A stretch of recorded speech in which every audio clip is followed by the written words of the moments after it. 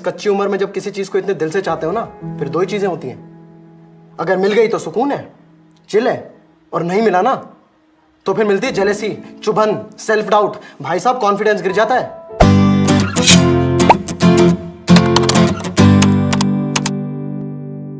Hi everyone, welcome back to Learning Bridge. I hope you guys are doing good and staying safe. So guys, आज के video में कुछ interview experience से related नहीं है.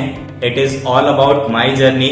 क्योंकि जब मैंने अपना चैनल स्टार्ट करा था एंड along with that मैं LinkedIn पे एक्टिव हुआ था, तो जिस तरीके का लव एंड सपोर्ट आप लोगों से मिला है मेरे लिए वो बहुत ही ज़्यादा अनएक्सपेक्टेड है and I feel so attached with you guys. क्योंकि जो भी कंटेंट बनाता हूँ या जो भी लिखता हूँ वो आप लोग पसंद करते हो एंड समहाउ वो आपको कहीं ना कहीं इंस्पायर करता है. सो मुझे बहुत ही ज़्यादा खुशी होती है कि एटलीस्ट मेरी उन चीज़ों से आपकी लाइफ में कुछ वैल्यू ऐड हो रही है. एंड जब से ये चीज़ें स्टार्ट हुई थी तब से ही बहुत लोगों के अंदर क्यूरियोसिटी थी कि मेरी लाइफ को जानने के बारे में, कि कैसे मैं इस जगह तक पहुंचा या जिस भी सिचुएशन या जिस स्टेट में हूँ, क्या पूरी एक जर्नी रही है यहाँ तक आने की. सो मैंने वही सोचा कि यही राइट टाइम है अपनी जर्नी शेयर करने का. क्योंकि फील होता है मन में कि हो सकता है दुनिया के किसी कोने में एक शशांक बैठा हो, उसके मन में बहुत सारे सपने होंगे, हो सकता है कुछ सपनों ने दम तोड़ दिया हो.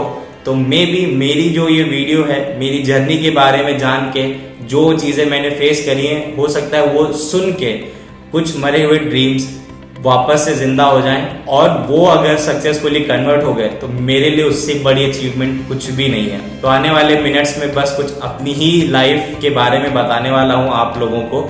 एंड इस वीडियो के लिए कुछ भी नहीं बोलूंगा, लाइक करो, शेयर करो, सब्सक्राइब करो, कुछ भी नहीं. आप लोग वीडियो देखो एंड उसके बाद आपका जो भी करने का मन करे feel free to do that. तो मैं बहुत छोटी मिडिल क्लास फैमिली से बिलोंग करता हूँ एंड बहुत छोटे शहर से भी बिलोंग करता हूँ. मेरी बिगनिंग कुछ ऐसी रही कि मुझे सपने भी अपनी औकात में रह के सोचने पड़ते थे कि कहीं इतना बड़ा सपना ना देख लूँ कि जो मैं पूरा कर पाऊंगा या नहीं पूरा कर पाऊंगा. एंड सिचुएशन कुछ ऐसी रही कि डैड बहुत ज़्यादा पढ़ लिख नहीं पाए. कोशिश उन्होंने बहुत करी बट होता है कुछ लोगों से नहीं बन पाता है करना. एंड उसी में ही वो 7th क्लास में 2 बार फेल हुए, जिसकी फ्रस्ट्रेशन में दादी दादू ने उन्हें घर से जाने के लिए भी बोल दिया. एंड जिस एज में हम बहुत ज़्यादा चिल आउट कर रहे होते हैं, अपने पेरेंट्स के साथ एंजॉय कर रहे होते हैं, उस एज में वो बाहर थे एंड अपने लिए 2 पैसे कमाने का जरिया ढूंढ रहे थे. उन्होंने बहुत मेहनत करी, फैक्ट्रीज में काम करा, एज ए लेबर काम करा, लोगों के साथ मिलकर ड्राइविंग स्किल सीखे एंड पाई जोड़ के काफी सालों की मेहनत के बाद अपने लिए एक छोटी सी कार खरीदी. एंड अपने उसी प्रोफेशन की बदौलत वो इतना कैपेबल बन पाए कि हमें थोड़ा सा पढ़ा लिखा सके. गाइस, डैड अपने प्रोफेशन से बहुत ज्यादा प्यार करते हैं. I mean hats off to him. इतनी टफ लाइफ होती है उनके इस प्रोफेशन में. विद ऑल ब्लेसिंग्स आज एक अच्छी स्टेट में हूँ मैं एंड उनसे बोलता भी रहता हूँ कि अब आपकी चिल करने की एज है, आप मजे करो, मैं हूँ, सब संभाल रहा हूँ. बट मुझसे वो यही बोलते कि ये एक जो प्रोफेशन है इसी ने ही मुझे बनाया है, इसकी बदौलत मैं यहाँ तक हूँ, हम यहाँ तक हैं, तुम यहाँ तक हो. तो अगर मैं इस प्रोफेशन को अगर छोड़ दूंगा तो शायद मैं जीना भूल जाऊँ. क्योंकि मुझे जो जिंदगी है वो जीना इसी प्रोफेशन ने ही सिखाया है. So literally hats off to him. तो मेरी स्टार्ट की जो स्कूलिंग हुई वो बहुत ही नॉर्मल से, जैसे होता है हम लोगों के घर के आसपास ही कोई छोटे से स्कूल्स होते हैं जहाँ पे कि स्टार्ट कर देते हैं अपनी स्टडीज हम. एंड 8th तक मैं वहाँ पर पढ़ा एंड ऑब्वियसली डैड मेरे फ्यूचर के बारे में कुछ ना कुछ तो सोच ही रहे थे. तो उन्होंने यही बोला कि अब राइट टाइम है कि किसी अच्छे स्कूल में एडमिशन कराया जाए. सो ऑल्दो इस प्रोफेशन में इतनी ज़्यादा वो अर्निंग नहीं कर पाते थे, मतलब भर की ही होती थी कि ठीक है 2 वक्त का खाना सही से हो जाए एंड नॉर्मल लाइफस्टाइल मेंटेन रह पाए. बट स्टिल उनको था कि अच्छे से कॉन्वेंट स्कूल में डालना है सो दैट मेरी लाइफ कुछ बेटर बन पाए, मैं अपने फ्यूचर में कुछ कर पाऊँ. सो उन्होंने एक अच्छे से कॉन्वेंट स्कूल में मेरा एडमिशन करा दिया.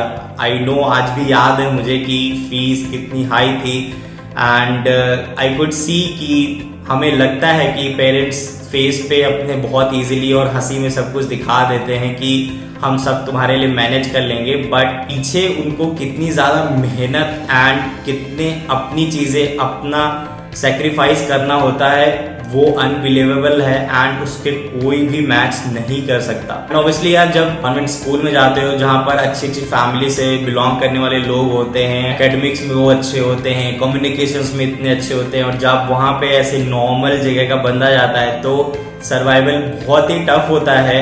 I still remember 9th class में मैं मैथ्स में एक बार बहुत ही कम मार्क्स आए थे। पीटीएम में डैड को बुलाया गया था, वहाँ पे टीचर ने बताया मेरे बारे में कि आपके लड़की की सिचुएशन स्कूल में थोड़ा ठीक नहीं है, आई गेस वो मैनेज नहीं कर पा रहा है। पीटीएम में तो वो कुछ भी नहीं बोले, साइलेंट थे एकदम, एंड सॉरी बोला टीचर से बस कि ठीक है मैं समझाता हूँ।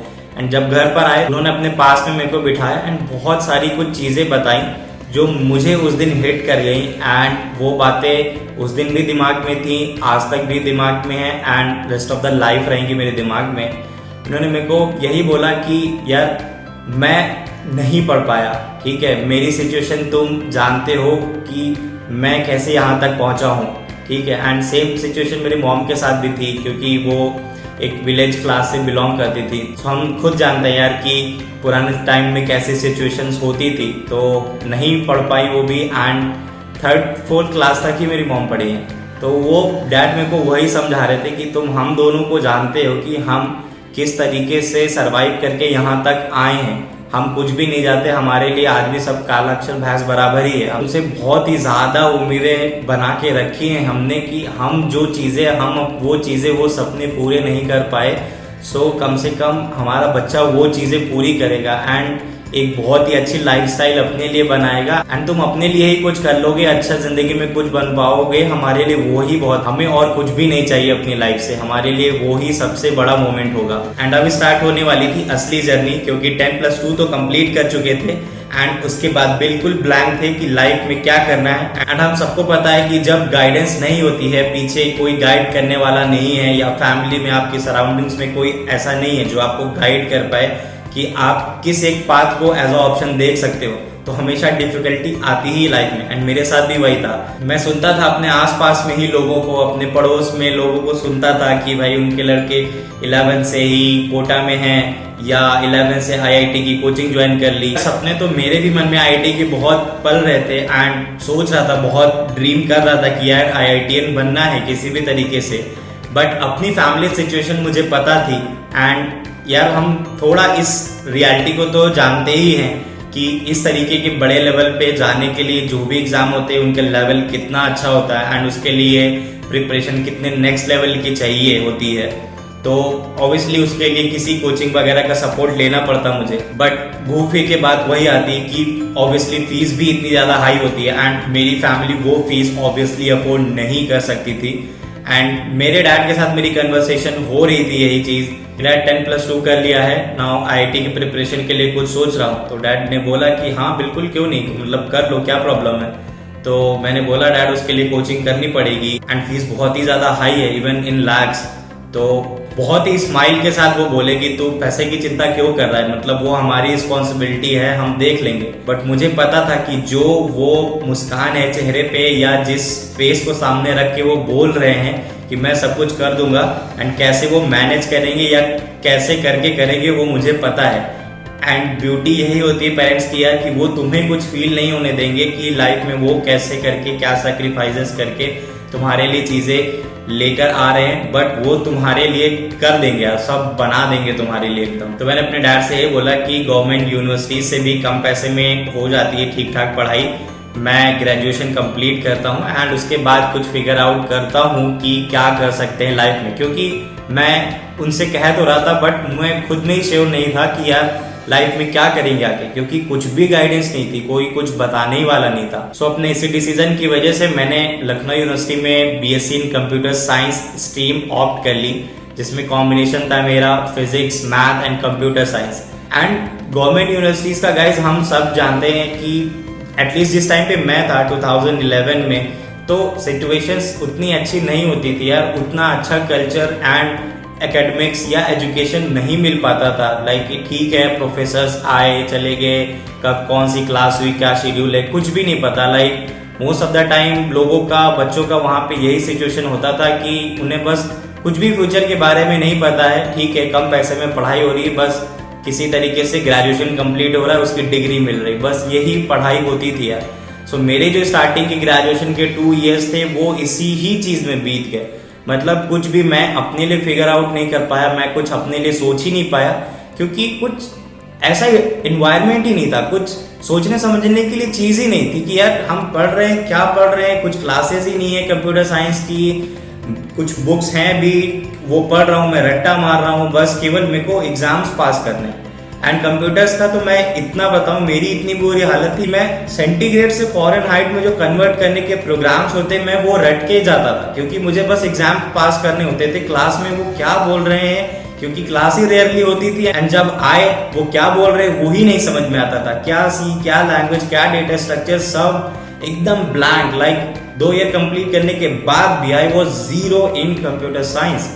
देन फिर आता है 3rd ईयर वाला टाइम, जहाँ पे कि मेरे लिए बहुत ही चेंज होने वाला था लाइफ। दिमाग में था कि गवर्नमेंट जॉब की तैयारी करें, क्या करें, कैसे करें, बैंक वगैरह के एग्जाम दें, तो कुछ भी like I was completely blank कि क्या करना है लाइफ में। बट फॉर्चुनेटली एक दिन मैं अपने क्लास में बैठा हुआ था एंड एक न्यूज़पेपर पढ़ रहा था, मैं वो डेस्क पे रखा हुआ था, एंड वहां पे मैंने पेपर में एक कटिंग देखी जिसमें एक बंदा था जिसकी बहुत अच्छी रैंक आई हुई थी यूपीएमसीए में। वहां से मेरे को थोड़ा सा हिट आया कि यार यूपीएमसीए बीएससी कंप्यूटर साइंस कर रखी है, it could be a good option for me, and इसके लिए जा सकता हूँ यार कि एमसीए करेंगे एंड मास्टर्स डिग्री होगी, उसके बाद मे बी टीचिंग वगैरह की लाइन में आ जाएंगे, किसी कॉलेज में एज अ कंप्यूटर टीचर की तरीके से पढ़ाएंगे, ठीक है, अपने लिए गुजारे भर कर लेंगे। यही बस थॉट था मेरे दिमाग में कि यूपीएमसीए करते हैं, एंड मैं फिर फटाफट लग गया एक अच्छी सी कोचिंग की खोज में कि कोई अच्छी क्लासेस मिल जाए जहां से मैं यूपीएमसी की प्रिपरेशन कर सकूं। एंड फॉर्चुनेटली मेरे को बहुत अच्छी कोचिंग क्लासेस भी मिली, आईएनपीएस क्लासेस जो लखनऊ में है, एंड आई एम ब्लेस्ड कि मेरे को इतने अच्छे टीचर मिले वहां पे जिन्होंने मेरी लाइफ चेंज कर दी कंप्लीटली। एंड गाइस 10+2 में जब मेरे अच्छे परसेंटेज आए थे स्टेट लेवल पे, तो मुझे कॉलेज की तरफ से एक बाइसाइकिल मिली थी। जैसा मैंने बताया कि सिचुएशन उतनी अफोर्डेबल नहीं थी, हर चीज मैनेज करके चलनी पड़ती थी। सो मेरे घर से जो यूनिवर्सिटी की डिस्टेंस थी वो ऑलमोस्ट 14 किलोमीटर थी, एंड मैं अपने डैड से बोल सकता था कि ठीक है मेरे को डेली के 100-200 रुपए दो, मैं बस से ट्रैवल करूंगा, ऑटो से ट्रैवल करूंगा, या मैं बोलता कि किसी तरीके से मुझे बाइक लाके दो, स्कूटी लाके दो, तो ही मैं जाऊंगा इतनी दूर, मैं और किसी तरीके से नहीं जा सकता।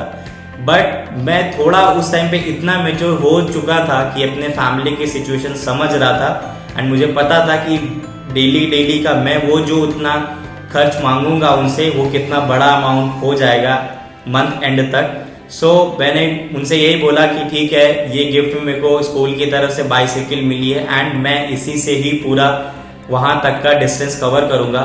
सो गाइस 3 इयर्स तक कॉन्टिन्यूसली मैं अपनी उसी बाइसाइकिल से 14 किलोमीटर यूनिवर्सिटी जाता था घर से, एंड वहां से वापस आना, तो डेली का ऑलमोस्ट 28 to 30 किलोमीटर मैं कवर करता था बाइसाइकिल पे। मेरा 3rd ईयर मेरे लिए बहुत ही ज्यादा हेक्टिक था, क्योंकि मुझे अपना यूनिवर्सिटी क्लासेस भी मेंटेन करनी होती थी, वहां भी अटेंड करना होता था, एंड जैसे ही वहां से फ्री होता था तुरंत ही कोचिंग पहुंचना होता था, वहां पे क्लास पूरा टाइम अटेंड करी, शाम तक घर आए, फिर कोचिंग के नोट्स सॉल्व करे, यूनिवर्सिटी एग्जाम्स की प्रिपरेशन करी। जिस लेवल का हेक्टिक ईयर था वो मेरे लिए आई डोंट थिंक सो उससे ज्यादा मेहनत मैं आने वाले कभी भी अपने टाइम में कर पाऊंगा या नहीं, अब मुझे भी नहीं पता है। एंड गाइस उसी मेहनत का एंड उन्हीं ब्लेसिंग्स का ही नतीजा था कि विद ऑल इंडिया रैंक 43 मैंने निमसेट क्रैक करा, एंड मैं किसी भी अच्छे एनआईटीज में जा सकता था। एनआईटी त्रिची मेरे पास ऑप्शन था, NIT Warangal, NIT Surathkal, NIT Allahabad, but फिर मेरे लिए वही बात आ जाती थी कि somehow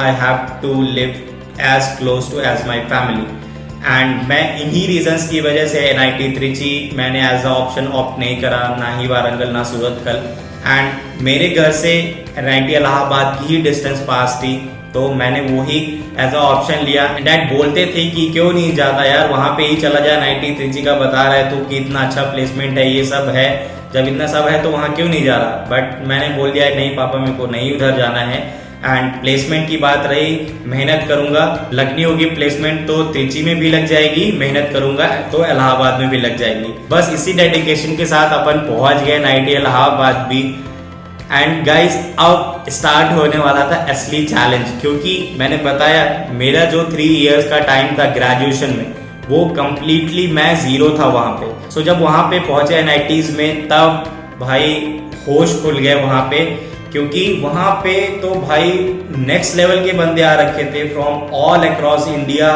ऐसे ऐसे बंदे जो इतना अच्छा ग्रेजुएशन में पढ़ के आए, इतना कुछ करके आए।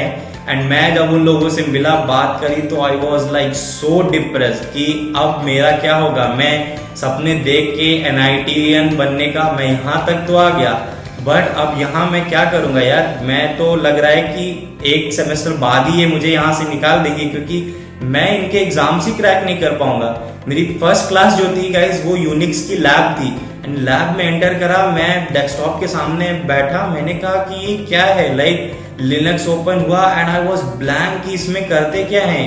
मैं तो वो विंडोज ही आज तक यूज करता है, उसमें ही टर्बो C++ पे प्रोग्राम लिखे हैं केवल प्रैक्टिस और एग्जाम पास करने के लिए। मेरे लिए NIT का वो स्टार्टिंग पीरियड बहुत ही ज्यादा डिप्रेसिंग था कि कैसे सब मेंटेन करना है। फिर लाइफ में एक सडन टर्न आया जो हर एक इंजीनियरिंग स्टूडेंट की लाइफ में आते हैं कि उसे कॉलेज में मिल जाते हैं कुछ अच्छे दोस्त, और फॉर्चुनेटली मुझे भी मिले मेरे कुछ बहुत ही प्यारे दोस्त। एंड वो ग्रुप इतना प्यारा था, इतना अच्छा था कि हर तरीके के, हर लेवल के लोग थे। मैं एक ऐसा बंदा जो कि हर तरीके से जीरो, एंड ग्रुप में एक ऐसा बंदा जिसको कि सब आता है, ग्रुप में एक ऐसा बंदा जिसको कि मीडियम लेवल का आता है। सो हर तरीके से हम ग्रुप में 4, 5, 6 लोगों का जो ग्रुप था, हर चीज में थोड़ा थोड़ा सब अच्छे थे। तो इस तरीके का एक ग्रुप मिला।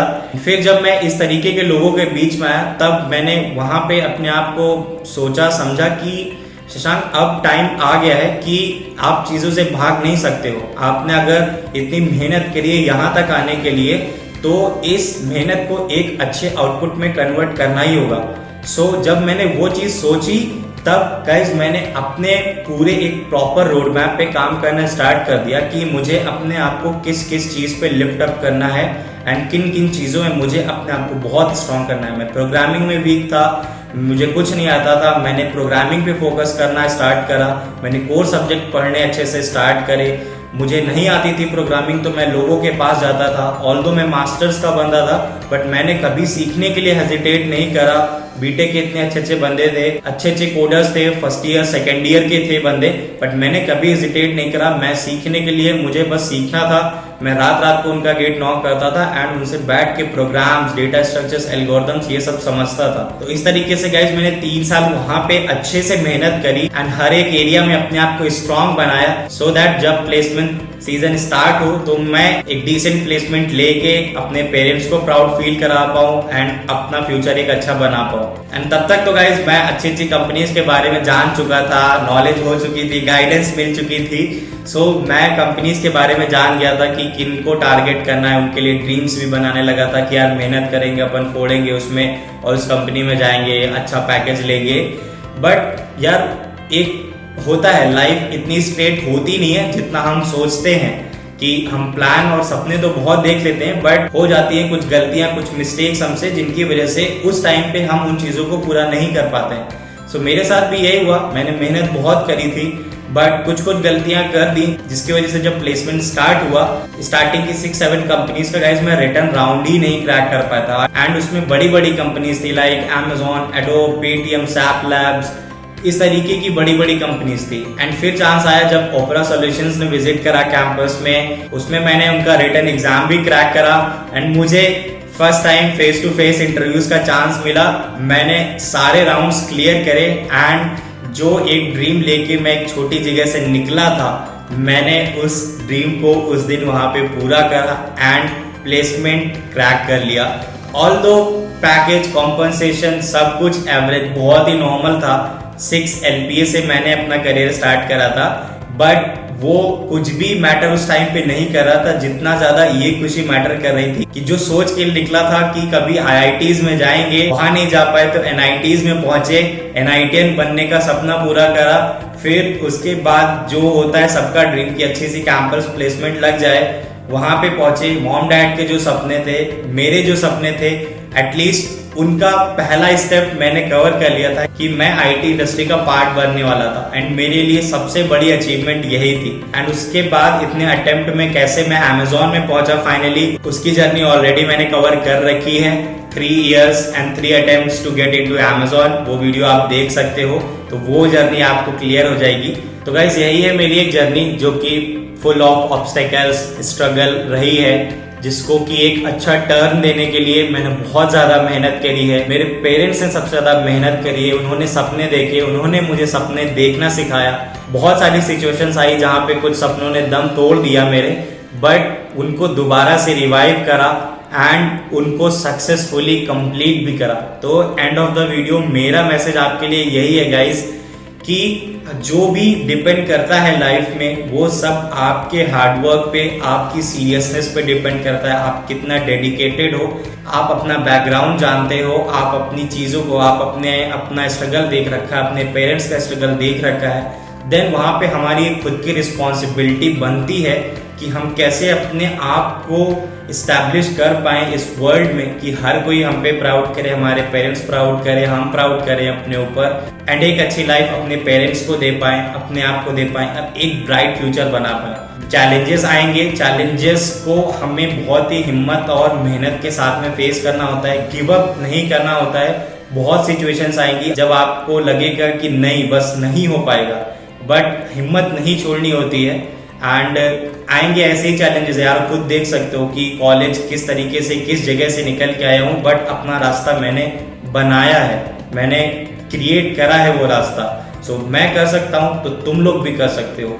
सो प्लीज अपने ड्रीम्स को मरने मत देना, कभी भी जिंदा रखना उन्हें, और उनके पीछे इतनी मेहनत से लग जाना कि सामने वाला बंदा देख के बोल दे कि भाई क्या क्रेजी बंदा है, जो सोचा था बंदे ने फोड़ दिया एंड करके दिखाया। एंड कभी भी चेहरे पे पेन मत दिखने देना। एंड ये जो पोस्टर पीछे लगा है, मैं बहुत ही बड़ा फैन हूँ, क्योंकि ये बेस्ट एग्जांपल है कि आपकी लाइफ में कितना भी कुछ चल रहा हो, कितना भी कुछ पेन एंड स्ट्रगल से आप गुजर रहे हो, मगर आप अपना कैरेक्टर नहीं छोड़ते हो। एंड जोकर भी वही करता था कि उसका काम था लोगों को हंसाना, तो वो अपना कैरेक्टर नहीं छोड़ता था। ऑल्दो इतने स्ट्रगल एंड इतनी चीजों, इतने पेन से पास होता था, बट स्टिल उसने अपना कैरेक्टर नहीं छोड़ा। तो बस यही एक मैसेज है मेरा आप लोगों के लिए। Wish you all the very best and keep chasing your dreams.